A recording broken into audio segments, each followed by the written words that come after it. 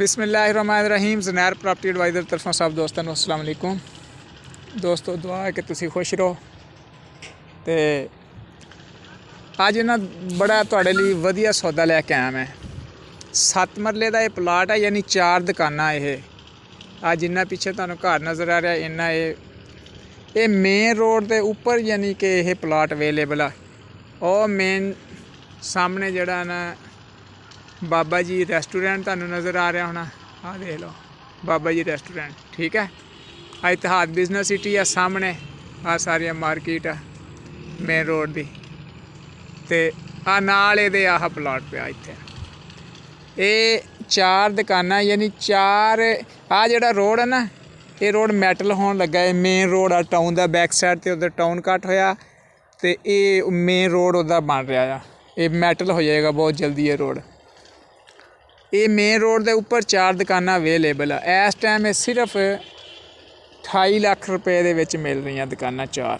सिर्फ 28 लाख रुपए के हिसाब नाल 4 दुकाना 28 लाख के विच 4 टोटल ओवरऑल 4 लाख के विच तुहानू दुकाना मिल जाएगी। ये कल नूं जिद्दां ने रोड बन गया, एक दुकान 10 लाख 12 लाख 15 लाख रुपए की सेल होएगी। ये गल मेरी नोट कर लियो।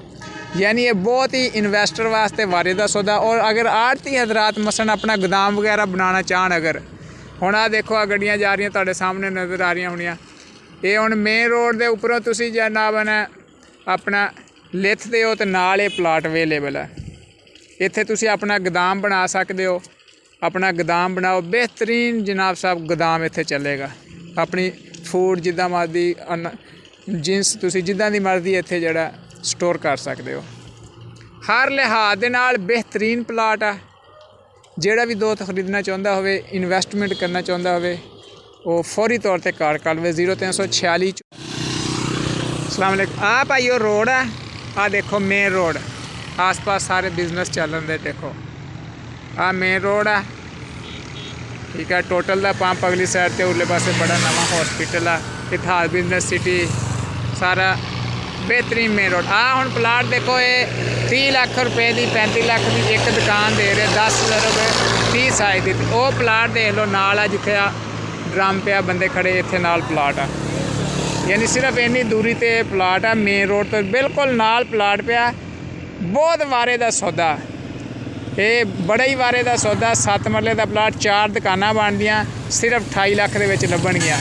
ये जेड़ा लेट करेगा 6 महीने तो बाद यही दुकाना जड़ियाँ, ये 4 दुकाना तुहानू ये कम अज़ कम भी मिलियाँ तो 40 तो 50 लाख रुपए दियाँ मिलणगियां। यही दुकाना मरे तो मरे रेट से भी लभणगियां। देखो आ मेन रोड है और सामने प्लाट पे नाल दुकाना। आज मैटर रोड बनन लगा, जो ये खुला मैटर रोड सारा खाला बंद हो जाने। अब जो वड्डा मेन रोड बनया, ये बेहतरीन माहौल बन जाएगा।